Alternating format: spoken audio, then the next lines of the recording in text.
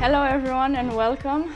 I'm Women's Grandmaster Sabina Foisor and I'm here at the St. Louis Chess Club. I'm very excited to be here. And for tonight I've prepared the theme of Zugzwang in the Endgame Exclam. So hopefully everybody's going to enjoy this. Can somebody describe what Zugzwang is in general? Yeah, so it's the type of position where actually both players, if it is their turn, right, they don't have any good moves that they can play. So you just have typically this theme happens in king and pawn endgames, but it goes deeper than that. It's not just king and pawn. It actually can happen in every position. And I do have an example even in a middle game where that can happen. It's more rare because you have so many pieces on the board that you don't think that really can there be a Zugzwang in a middle game, but actually it can happen. So, but typically I think it's the most important theme in king and pawn endgames. And for the first position, I've chosen an endgame that maybe some of you are familiar with, maybe not. So in this position, what we see is the fact that these two kings are both protecting and attacking a pawn, right? So typically, if any of you have studied king and pawn endgames, you have been reading about the fact that these kings are on maybe mined squares. So whoever is technically would have gone on that square first probably would lose, because then the opponent would have gone on the other square, the corresponding square second, and then you have to make a move because there's no way through which you can continue protecting your pawn. There are no squares around where you both attack and protect your pawn. So, you know, by looking at this position, you're thinking, okay, yes, whose turn is it? I want to know. Now, you know, I should be able to find a win. But there, in this position, actually, it is black's turn. So I want you to think about it and try to find a way through which black can actually save the game. Does anyone have any ideas? So obviously, you cannot move the kings because if, for example, black would make a move like this, right? White would take the pawn, and if we have an extra pawn in a king and pawn endgame, we should be able to win, especially because there are pawns on the other side of the board. If, of course, these pawns would not be here, king and pawn versus king, it's a draw. But because of these pawns, what are we going to do? We're going to push this pawn further, give it away at some point so that our king can get to win these pawns, and then we'll have plenty of material to win the position with. So obviously with black, we cannot make this decision of moving the king. That has been hopefully well explained earlier. Yes? F6? F6. So F6 is a possibility here with black. So what should you try to do? You should try to find a way to get rid of moves, of pawn moves on the king side, but in such a way that well, white gets rid of their moves too, and you will be the last one to get rid of a move, right? The problem is, if you play f6 in this position, what does white do? Let's try to think for white here. Can I take? No, you can't take. I can take, and then what do? You capture back, right? And then how can white do to make sure that you get rid of some of your moves? G4. Exactly. And if I play, for example, f5 with black? G5. Stopping black from having moves on the h file, you have to play e5. And now, what does white do? H4. And the problem is 3 pawns versus 2. It is impossible for you to win because I will never capture. I will just let it be because you have no way of creating a passed pawn this if I don't do anything. So I'm going to keep pushing my h pawn and well, a passed pawn is going to happen here, right? g6 and then h6. So this does not quite work. For example, if in this position black plays h6, what do we do with white? h4. If black plays e5, we play h5, and black doesn't have any moves left. And if black plays if black plays f5, what do we do here with white? Takes or g5? g5, yes. And we have created our passed pawn. Once again, black cannot really do very much with these 3 pawns versus these 2. So f6 unfortunately doesn't help black to draw this position. Any other ideas? Yes? h5. h5, very good. This is the correct move in the position for black to make a draw. You will see it also on the screen. I have the Exclam, right? So h5. So basically, this is in a way counterintuitive because black actually loses a move. You typically would consider h6 and then h5, right? You wouldn't want to lose a potential move. But this is the way to go here. And for example, in this position, if white does not pay attention and plays h4, in fact, here, black is going to win. Very good. And if I take h4, and you cannot push the g-pawn. And if you play f3, then I'm going to have the h-pawn pass pawn, right? So you have to be careful also with white, which moves you're going to play. So you cannot play h4. So in this position, in order for white not to lose, they're going to play h3. How do we continue? f5. If you play f5 here, I'm not going to take. I'm going to play h4. And if you play g6, g3. So I think here after f5, f6 is the right move. Also, what is happening here ahead, for example, g5? What is happening after g5? How does white win?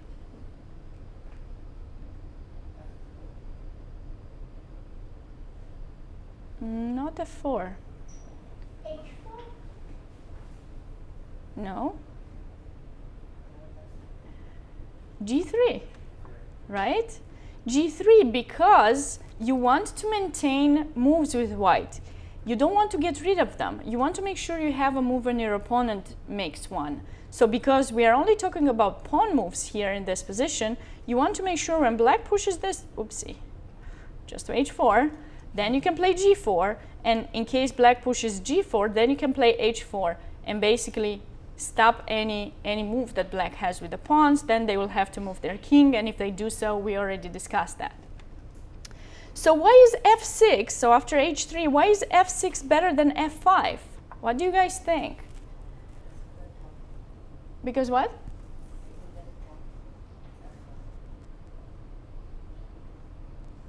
So what move does white play here? For example, let's say I still play g3, right? That was the idea. Can I play g3? Is this a good move for white? Now you have an extra move. And if I play h4, oopsie, I will end up losing. So I need to be careful with white as well, right? We are dealing here with a position of mutual Zugzwang, basically. So both colors really try their best to keep enough moves on the board. Okay, so if I take here, is this a correct move for white?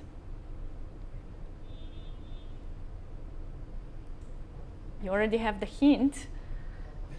So, 2 question marks. Pawn takes, and now what does white do? If I play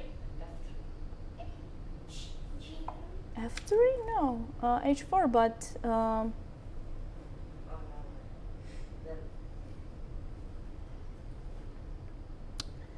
H3, F3, I can You just take. F4. Yeah. And then if you push F4, I push F5, and if you push E4, E5. You have here G3, G4, or H4, but with all of these three moves, you're actually, blockading your position, because after H4, I have to be a little bit careful, of course, because G4 is a threat. So I'm going to play F5 just to make sure that's not going to happen. And now black is going to be the one winning. So in this position after F6, we need to find a good move for white. Keeping in mind that black is trying to trick white. They played F6, but now they still have the option of pushing the pawn to F5 to have an extra move. So in this position, white has to play H4.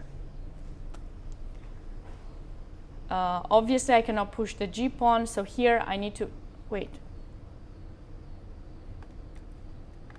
Can I push F5 here? How does white win after F5? I take. And can I play, for example, F4?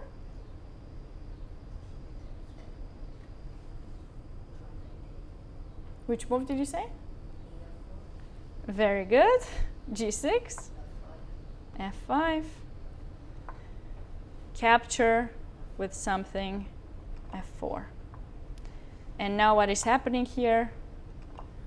White's pawn, the rank of white's pawn is better than black's. So by the time you go grab that pawn, I'll be winning. Tricky, right? Sometimes it seems like you have no moves, but can still find some by sacrificing material. So in this position, black has a way to make a draw. Let's take a moment to find it. F takes E5, very good. Triple those pawns. It's amazing. It's a little bit counterintuitive, but it's this position. So what's the purpose of this? White is going to play G4. Obviously G3 we've already seen loses to G6, right? So white has this strong move, well, only move, G4. And then what do you do with black? Pawn takes. Interesting. And then I take it. The fact that you have these triple pawns is not really helping you very much, right? I mean, it would be great if somehow you could capture this pawn in E3, but it doesn't quite work. So here you have to find another good move for black.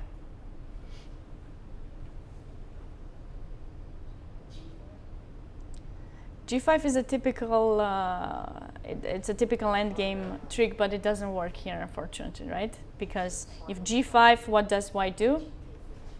G takes H5. And I promote first, unfortunately for you, and you're not in the box either. So G6, G5, and now how does black make a draw? I mean, didn't white just gain all the tempos? King C6.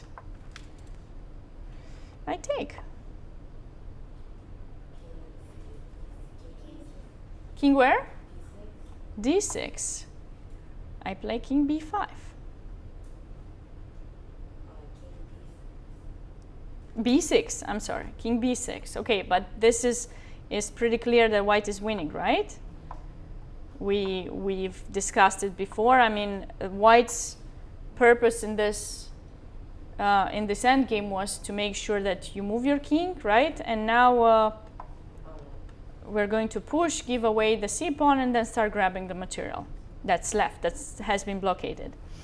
So in this position and in this endgame, the nice idea is now is basically a little bit combined, and I think this is another important theme. When you feel that you are lost in an endgame, you need to find some stalemating ideas. So it's, okay, did you find it? Or no? No. Okay, so how do we stalemate ourselves here with black?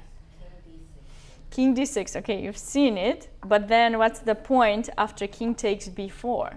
What do you do here with black? So on which square are you going to get stalemated?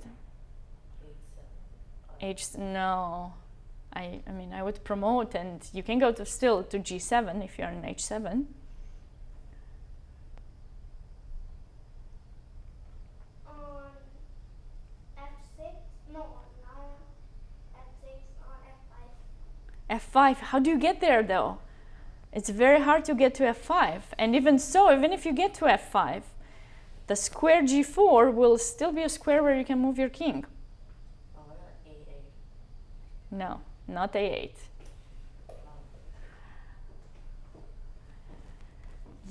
Yes? No.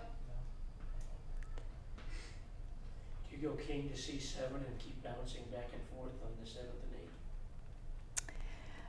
8th? The thing is, if you do that, king C5, right? And he does the opposition.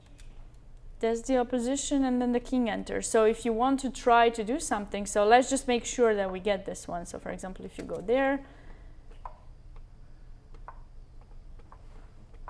the problem is that I entered this way. So I'm not giving you the pawn immediately. I entered this way. I don't go through B6, right?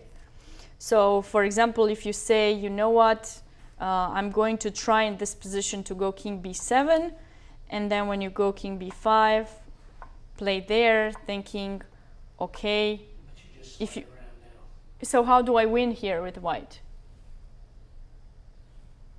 How is white winning here?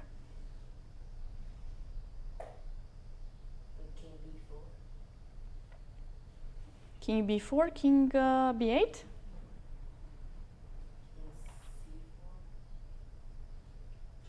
King C4. King C8? King B5. This is the opposition. So how is white winning? Triangulation. Triangulation, how exactly are you going? King B4. King C4. King B5. Very good. If I go king C7, Oh, he's just up behind and he's got to move. exactly. If I go king B8, well, unfortunately for you, this you cannot save, right? C7. And if you can try to stalemate in A8, we are advanced here. We know we don't push C7, right? We will go this way and grab the pawns and win. So black actually in that position stalemates himself in the middle of the board. So after he plays king d6, king takes b4, king c6, c5, and now king to d5. This is the strong move that black plays in the position. And now if you play king b5, we've got the draw in the middle of the board. I mean, it's rare that you see this kind of a stalemate, but cannot move anywhere. And that's why it was so important to play f6 and not f5, because you have created for yourself this stalemating idea.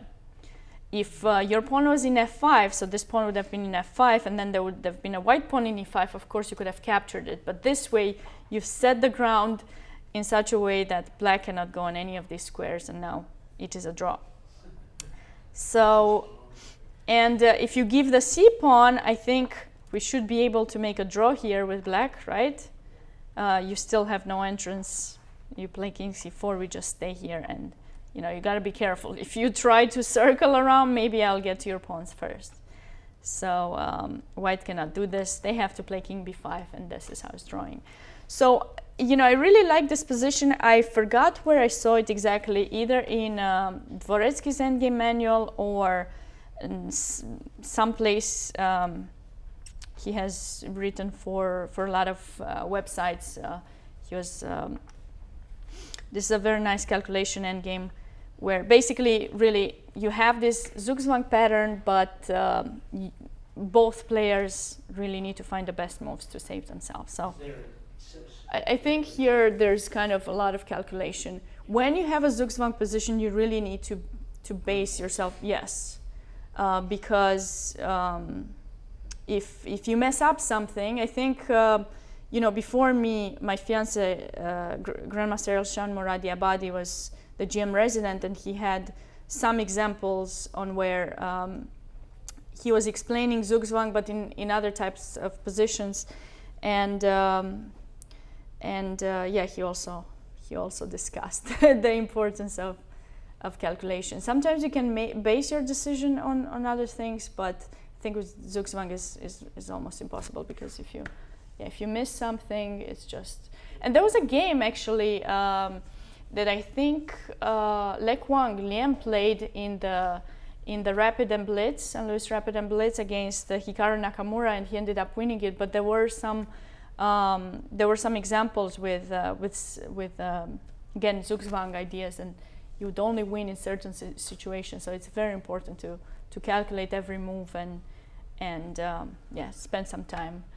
A lot of people say that there are critical moments in a game, and it's very true.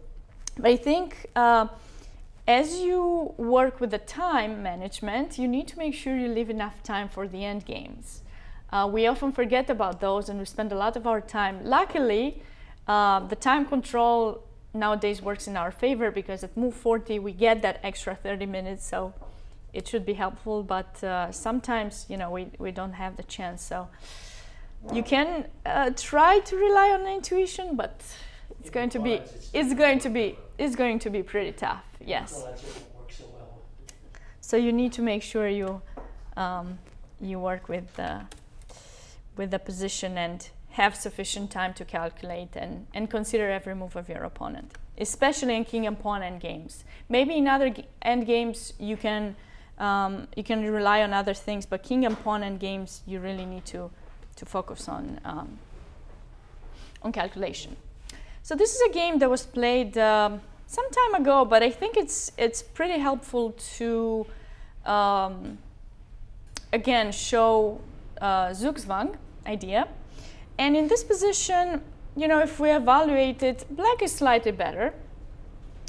I would say a pretty big advantage, the fact that this rook is more active, black's rook is more active than white's rook, and white's pawn structure is also worse than black's. But I would say that nowadays it would be very hard for white to lose this position. In the game that was played between Cohn and Rubinstein, white played rook c1, which is not the best move in the position. And we get another king and pawn endgame that I want us to see. White thought, okay, in this position I only have one weakness, this pawn in h2, so I should have enough time to get my king to g1 or g2, protect it, and things would be going well for me. So what do you think? Do you think this endgame ended in a draw? The king's too quick, the black king's too quick. Black's king is pretty quick, but let's see. So king f6, king d2, black brought the king, okay? So obviously I think we don't need to discuss the fact that white would be too slow if they tried to go grab that pawn compared to black. Should we go on the line, or everybody agrees that that is going to be devastating for poor white? So let's just go on the main line, king e2 of course, bringing the king. Okay, so we get this position. What is happening here? How is black going to be able to win this? Get it set up so that king has to move. Of course. And then what? Because you still... King goes where?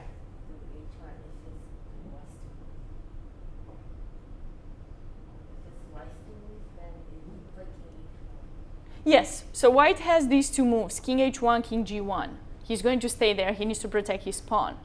So why would I show you this position? Where is the Zugzwang? Not yet, you need to create it, right. You have a lot of moves that you can make with black, and you need to push the pawns in such a way to create an entrance for yourself. The thing is, Rubinstein hasn't really played the best move in the position. b5 would have been a little bit more accurate.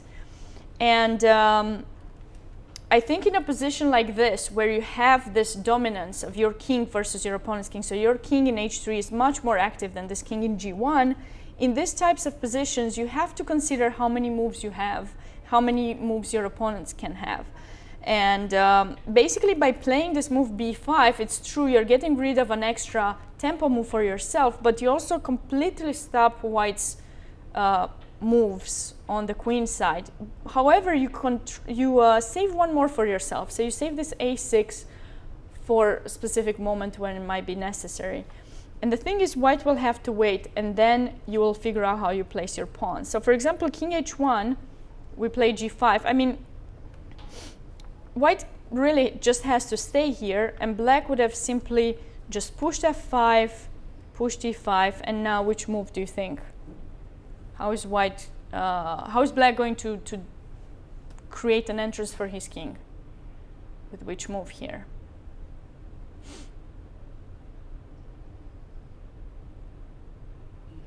F4. Which one, f4 or e4? F4. You think it's f4? Well, if you play f4, what if I play e4? How are you going to enter with the king now? H5. Okay, I stay. G4. g4. What do you guys think white is going to do in this position?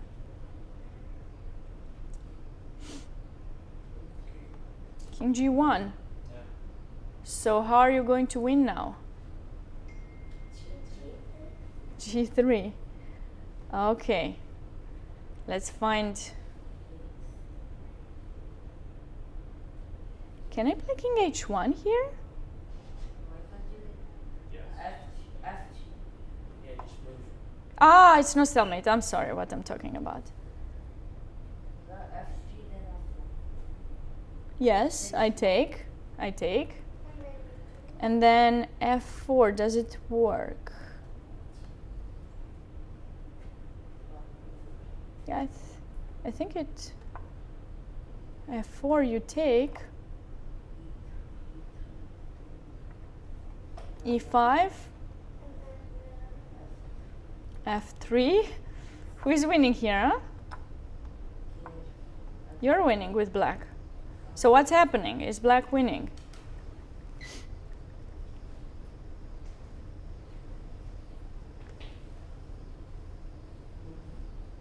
In this position.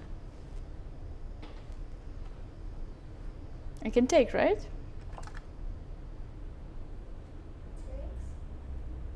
Hmm.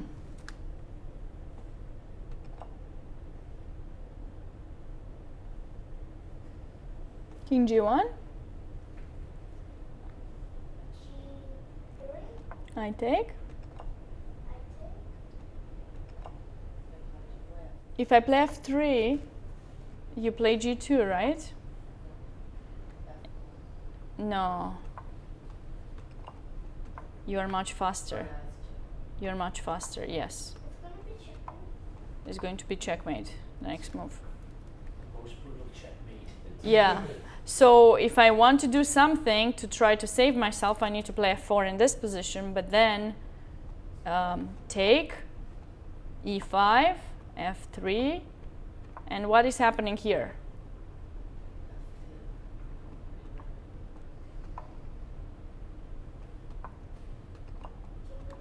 And you're still one move ahead of me, and black is winning. So maybe this one is winning too. I put the line with g4. Hmm? Did you have a possibility of playing hg3 in like the first time we went through? Like it could have been inserted at one point. When? It was after we played f4, I think.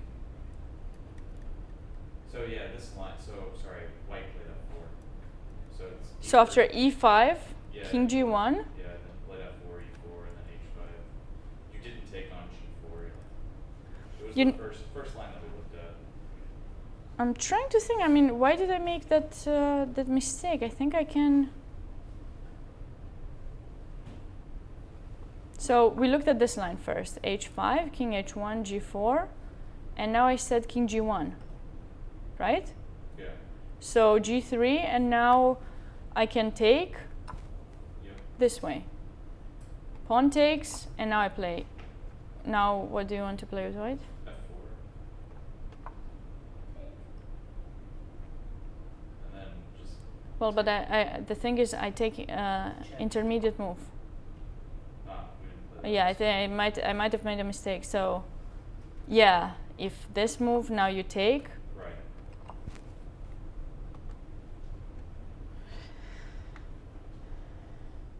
and here definitely black is not going to win.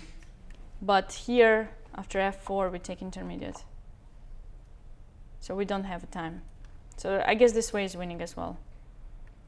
The line that I had was g4 here, and if you take, I take with the pawn, and then my idea was to make sure there was no fortress, so that this king still had an entrance, but you always have the idea of pushing the pawn, trading, and then the king, once the pawns get traded, the king will get to there. But I guess that move wins as well. So, but in the game, for some reason, he didn't play b5 immediately. He pushed e5 first, and could have let white either play b5 or a4, which would have given white a couple more moves. It's still winning, but a little bit harder. So, because king h1 was played and now b5, we basically get to the same idea, and now you can win multiple ways. G4, e4, for example, takes, and now h4, g3. This is the idea that we've seen earlier, and black is winning. So this was basically just like an example to show the fact that having a more active king and a lot of more pawn moves is certainly going to be in someone's favor to win the game. Let's go to another position. And let's evaluate this position. What do you guys think about this next position? White is winning? Why would you say white is winning? He has an outside pass pawn. Which one? After C4. H. A. No, it's not passed, right? I have my pawn in b4. This pawn is not passed. Well, C4 then.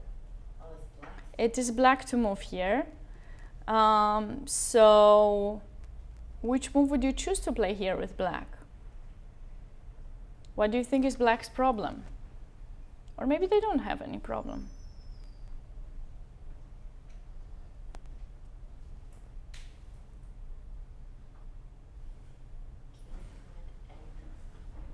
Hmm? So what is white's threat? Let's start that way. C3. C4 or C3? Which one? C3. You think C3? Okay. So you want to create your A passed pawn, you're right. And then enter with your king, give the A pawn, start grabbing your opponent's pawns, and then win, basically. Okay. That makes sense. So you think black wants to make a draw here? Of course. Interesting. Okay. What candidate moves do we have with black?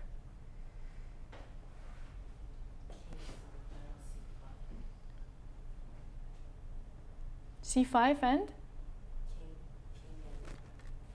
King anywhere. Okay. But let's try to make a move with purpose, yeah? So C5 is certainly a candidate move. We want to consider the trade, see if that works, because right now there's a fortress on this side of the board. There's no entrance for either sides. So you certainly want to find a way to enter with a king. And also move the king somewhere. But if you do it, it would make some sense to bring it, this way, right? And it's very interesting. This move, unfortunately, does not work for black. Because white doesn't have to take. So what does white do? C3. Which one, C4 or C3? C3. C3. D takes C5 is the move. If C3, I think...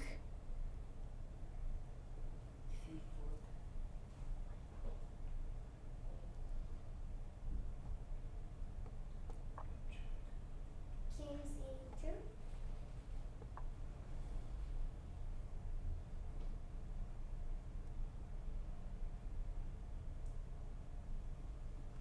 I believe you're going to lose the king and pawn endgame. King takes. A4. Which move? A4.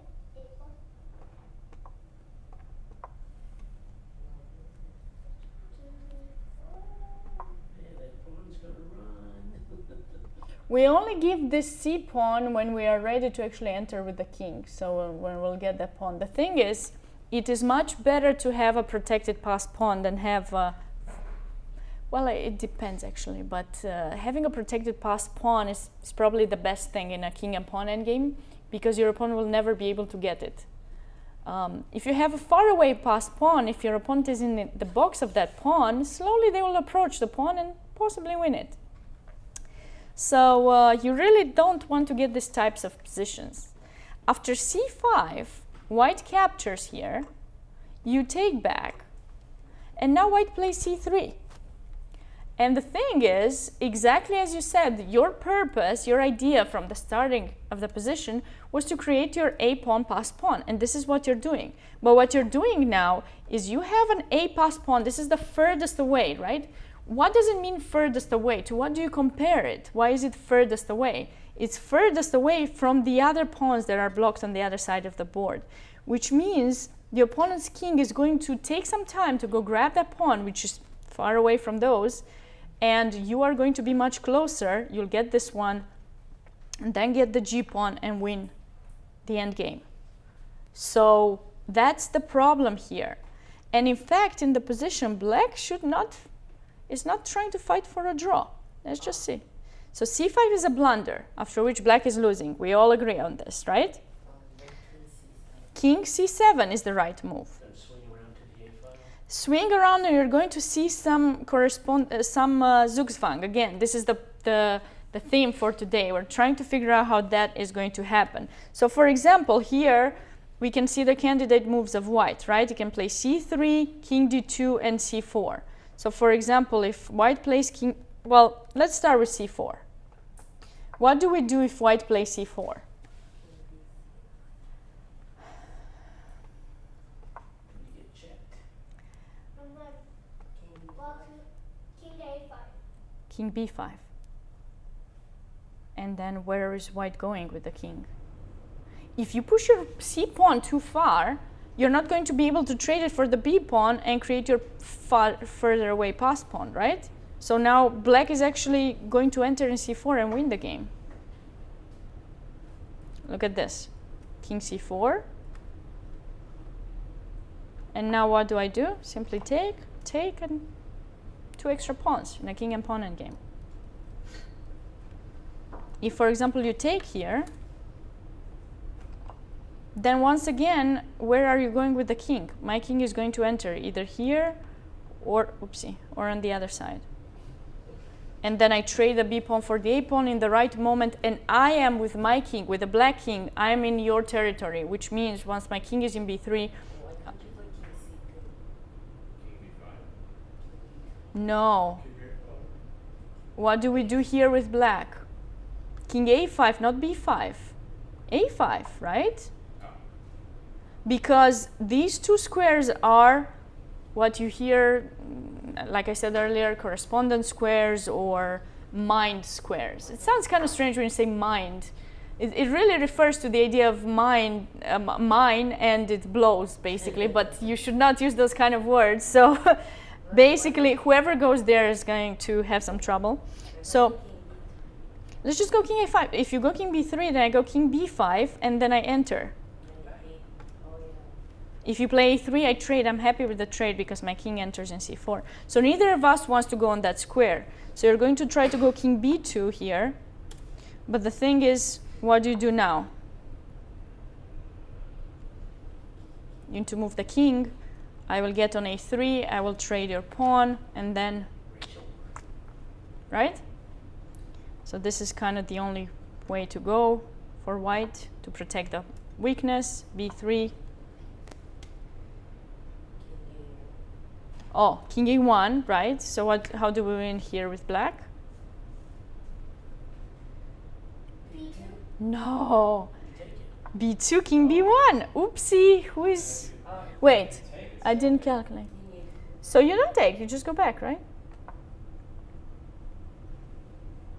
Okay, so let's take, she's got the D pawn and the other. Exactly. The king has entered on the rank of the pawns. I know this sounds a bit strange because it doesn't always work, but about 95% of the cases when in a king-pawn endgame, the king of the opponent has entered the rank of your weakness, let's just call it weakness because that's a pawn that's not protected by anything else, then most likely it's going to be won because there's always like a leather type of thing. It can do a zigzag and eventually get the pawn, even if your king would have been here, you know, king b3, king b4, make you move the king and then come king c4. You would protect the king with king e3, then king c3. So it's like... Is it like Erich Hansen? No, it's not Erich Hansen. This is like an older game. There's another player with that name. I don't know what his first name was, but it's not Erich Hansen. He was not born... It's a little far back. Yeah. He was not born then. Yeah. So anyway, so c4, okay, we see that this move doesn't quite work, yeah? Because we simply come and, for example, like we saw c5 and c takes d5. If you don't take one of those pawns and move the king, obviously you're going to lose after the capture of the pawn in c4. So in this position, for example, let's try c3 for white. What do we do with black?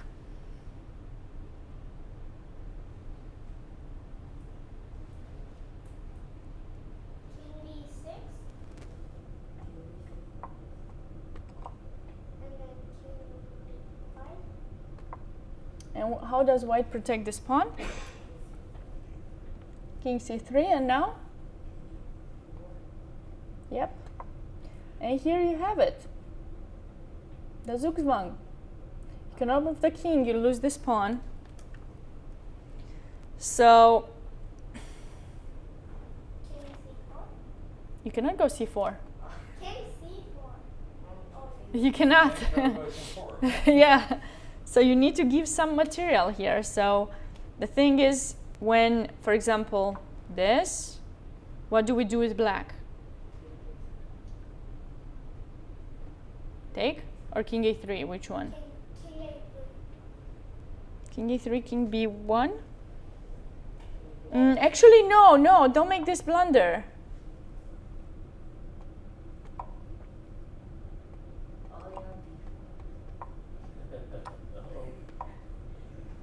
Oops. Oops. So you take that pawn. King b2. And now what do you do with black? c5 or king c4? Which one? King c4. Very important. Remember, if you play c5 and you trade your pawn for this one, then you will have to deal with the fact that white has a further away passed pawn, which means you will have to go with your king, grab the a pawn, and then they will win the game. So you go king c4, and the good thing in the position is that when you take, your king is in the box of this pawn, therefore no worries. You'll go grab the pawn, and then you have two protected passed pawns with which you're going to win the game. Pretty nice, right? It looked like you are worse in the endgame, but no. So now let's consider the one more try here for white. If white plays king to d2, the idea would be, of course, to try to bring this king here, attack your pawn, and then, you know, play whenever necessary a3 or c3. Or just simply when you play king b5 to play king b3 and just have that opposition. What do we do with black here?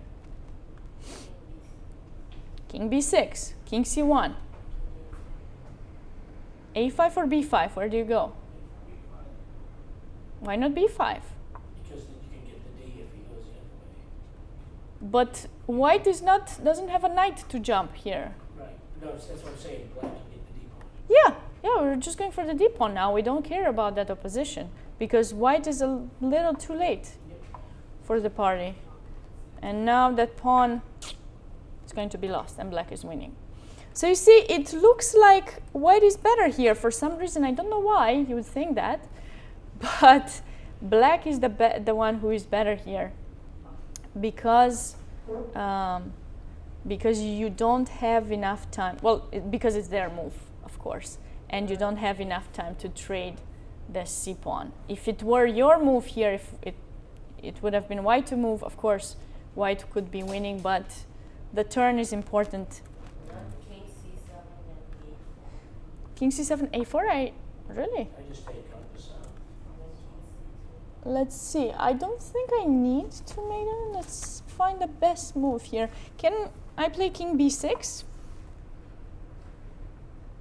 I think I can even take en passant, like you said, yeah. And my idea was to do this, but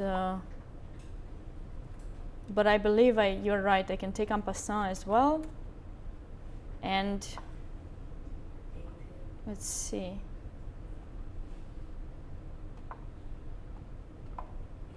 Yep. You get that other pawn. And you play c3. What do I do here? Push the pawn. Which one? Which pawn do we A push? pawn. Are you sure? Oh, he can step back and protect. No, Yeah, king if c4. this comes in, What is happening here? A draw. No, king could go for g pawn.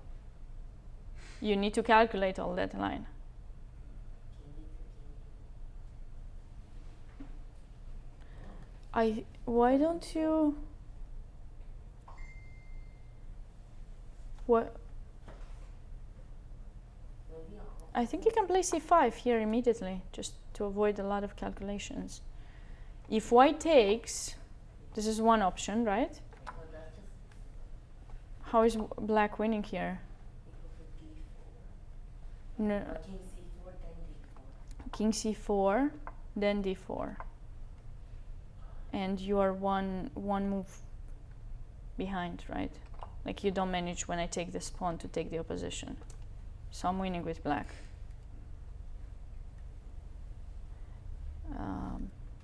If white takes here, what do we do? c4. No, take. No, no. And we win. So that doesn't quite work. Any other questions about this endgame? Great. Now let's switch. We've done a couple of king and pawn endgames. These are what you'd be familiar with regarding this theme of Zugzwang. But now let's do something more interesting, and well, it kind of involves still a little bit of king and pawn endgame, but it's a rook endgame, so for the moment. So how do you evaluate this position, and what would be a move that you would play here with white? So the first thing that you need to consider is, well, you have an extra pawn, right? So trading the rooks. Does it work to enter in a king and pawn endgame? Does rook e2 work? Is it winning for white? I think so that might be losing. Hmm? That might be losing. Why is the king and pawn endgame not won by white? Those are double and king is more active. Well, you need to calculate it. Or Rook e2, king d5, rook takes rook, king f3, king e2, king c4. Is that how you're thinking about it? Is that what black is going to play? No.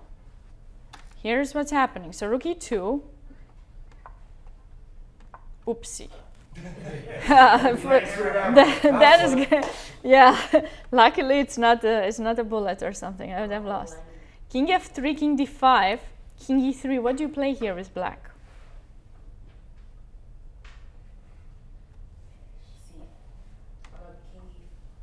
Make the right choice, because you can lose this with black if you're not making the right choice. So what are your candidate moves? c4, king c4, and king e5. Which of those is going to let you make a draw? Maybe king e5. calculator. e5, c4. No, king e5. Everybody agrees on king e5? I like C6. No, King c6? Yeah. That was not part of the candidate moves. No. Oh, I'm sorry. King c6, not really, because after after c4, Yeah. your king is restricted, and then with the double pawn, certainly I'll win this. I'll just grab it. Yes, king c4. The thing is, if you play c4, this would be, of course, another blunder, because the king enters the line. That's all you need to remember. That's the zigzag thingy. So whatever happens, as you can see, I grab the pawn and then it's over. So king c4, that's the zigzag. It's very simple, to remember. It's really king c4, king d2, now king back, king d3, now you play c4. Because now, you are going to repeat the opposition towards white. So no matter where they go, you go on a place where you take the opposition. So let's say they go king e3, you go king e5. King f3, king f5. Just take the opposition, and there's no move for white that they can make. They wish they didn't have the double pawns, maybe, but or some other pawn somewhere else. But no, this is the Zugzwang, and they can't do anything about it. King e5 in this position. What do you guys think? Is this a correct move? No. Because I push that pawn again. c4? Now what? You just follow the king? Push the pawn again. You push, C3. you knew, How are you going to enter with the king? you come back and then up the A file. He's never gonna come up. This looks like a C3, king, G4, king. You do king D3 and turn it across. So exchanging rooks was the right thing to do. No. Oh, we didn't know. No, it's a draw. Oh, so it wasn't the right. This leads. It was not the right thing, because you want to win with white. Gotcha. I'm trying to think if this is possible to win with white. King This. D3 and you come up the A4 when the king comes You up. don't have enough time. You don't have enough time. If you do this, Then I could go over to B3. you need to go b2. You need to go b2 with the idea of king d4. Now king b3. So now here black has to go king e3, so that. But then you don't go in b3. You go king a3, Right. and yeah. And now it's nice. If you do this, typically you would win, but I've got an extra pawn, so I'm winning with white, right? Now take and run away. So when you play king b2, I need to try to do this, but still king b3. So wherever you go now, you're going to lose because my king gets here. That's why c4 is the only move here. I'm sorry, king c4. King c4 is the only move. This is the only move that makes a draw. So you need to make sure. So you don't take the rooks off the board, but how do you win this with white? How can white win this position? I mean, if they don't trade the rooks, rook d1 and Zugzwang, right? It's Zugzwang. Rook d1, very good. I don't know why I didn't put good move here. I forgot. But this is the correct move in the position, because what is happening? From the start, we had this opposition, and we also had this possibility of check and winning the rook. So basically, if you make this move, you're just telling black, okay, make a move. If you move your king here, obviously you're going to lose some material. Thank you so much. If he pushes the pawn, what is happening? Rook e1. No, now you go in the king and pawn endgame, because you do this, and now king g5 and taking the opposition, and then you get to win this pawn, because he blockaded it a little bit too early. Right? Like opposition, where do you move?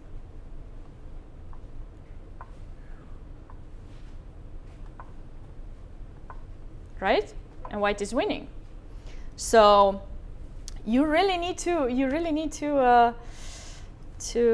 pay attention here. You cannot push the pawn. So the only move, black has one move only that he can play. What is that move?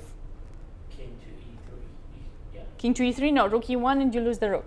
right. Don't play rook d5 because it just Ah, okay, so rook d5 is one option and then rook e6 is the other one. What is happening after rook d5? How is Rocky one more. beautiful, mate in the middle of the board, right?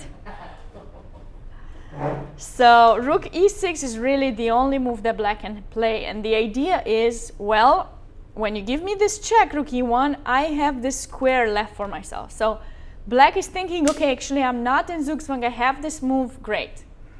So now how do we win this with white? Say again?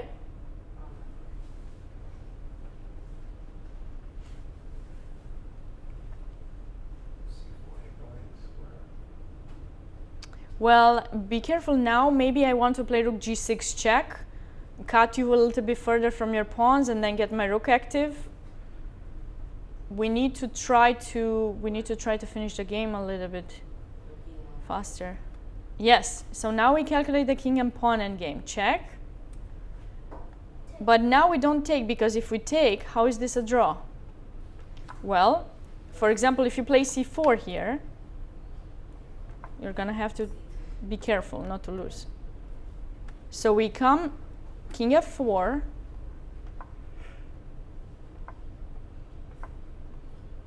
we have seen this earlier, right? Draw. So in this position, it's very important for white to make this move c4, because now if the pawn is here, white is going to be able to go grab it. And the fact that he has these double pawns, basically this extra move that's very important to give the move to the opponent, to put your opponent in Zugzwang, this is the reason why white wins. After king f4, king f6, you can bring the king one more time, and now, exactly, and white is winning because now there's going to be an entrance either there, or if you move the king here, king f5, the king has arrived on the rank of the pawn, so now we're going to win it. Very simple. Just approach. Last one, last position. It's not very, it's a study, so you're going to like it. It's a study by a very good friend of myself and my fiancé, so it kind of shows how Stalemate basically works. And it's Johann Affect's position. He's a grandmaster in composition. So basically what he does is he composes positions. It's just empty board, thinks of an idea, and basically just puts the board in such a way, puts the pieces on the board in such a way that they create, you know, various patterns. And you know, I really enjoy solving studies, and I think this is beautiful because it shows how you can save yourself in a position where people might think you're losing. So in this position, white has a knight versus a rook, right? So the only, and of course, 2 pawns versus 1. This is a draw, yes. And so basically, what is happening is, with white, what do you want to do to make a draw? Knight king versus rook king, right? That should be a draw. So you need to find a way to trade your 2 pawns versus the one in d7. But that doesn't seem to be such an easy task because so you have 2 options to trade those pawns. One of them is knight b8 and play c6, and the other one is knight b4 and play c6, right? So how do you choose? Which one do you go for? You want to trade the pawns.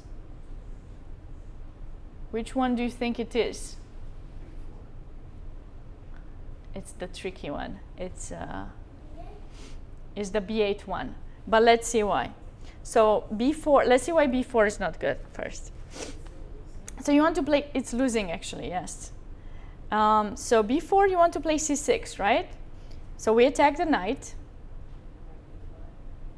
The thing is, if you move the knight somewhere, wherever, knight d5, you're going to lose your pawn. Because I play rook c4, and if I grab this pawn, if you don't manage to play c6 and trade it, if I win this pawn, then I'll win the other one for sure, and then win the game with black. So you can try to play c6 here. I take the knight. What do you do now? c7. And now you want to promote, right? How can I stop that with black? Rook c4. And here you play king g7. And you are telling yourself black is in Zugzwang because the king cannot move. Can black win this position? Well, I said knight b8 is the good move, so this should give you a hint. How is black not in Zugzwang in this position? How can black actually win here? Oh, check. No, check. If you give me this check, I just move my king back somewhere. I'm not quite sure where exactly, but somewhere. And then you have to go back to stop the pawn from promoting. And then I go back. Rook somewhere on the first rank. And then in order for you to stay with the king in Zugzwang, I need to play king g8. Do we all agree on this? So you are in Zugzwang. And now? What? Check. Very good. King f7. And the problem is, if black's king gets out, the king will get to e6 and grab the pawn. Obviously, you cannot promote any piece because we are going to have a little mate here, right? You have a queen, but it's not the best thing that can happen to you. So if you move the king, black can of course go back rook c1, stop your pawn from promoting, and now you cannot put him in Zugzwang anymore because the king comes and grabs the pawn and black is winning. So this is the reason why going back to the position, and that's why I wanted to finish with this one as the last one, not to kind of, let you in the middle of things. It's knight b8 that works here. So of course you have the same idea. If you trade the c pawn for the d pawn, you will bring very fast your knight next to your king, and black will be unable to win. So here they will probably try to find a way to attack your knight, and you go c6 once again. So I'm going to show you. I do this, and then, there's no way you can stop me to bring my knight close to my king here or f5, and it's really quite impossible to win that. So that's why in this position black takes the knight, c7, and now rook a8 to keep the rook to control the right. And after king g7, unfortunately, black stays without moves. It's not 100% Zugzwang because he does have two moves, rook a8 and rook c8, to stop the pawn from promoting, but the king is basically in Zugzwang, cannot exit, and if this king cannot come to f7 to grab that pawn, this rook will not be able to, because anytime you move it, you will lose after c8 queen. So, after rook c8, white plays king g8 and simply makes these two moves, and the position is a mutual kind of Zugzwang. So you repeat here, black repeats there. And as you can see, this theme can be seen in a lot of positions. I have some more, but I'll keep them for next week. So I hope you enjoyed this theme, and if ever you get to play, some endgame where this Zugzwang can happen, remember me and try to make sure you have enough time to calculate things and win the game. Go.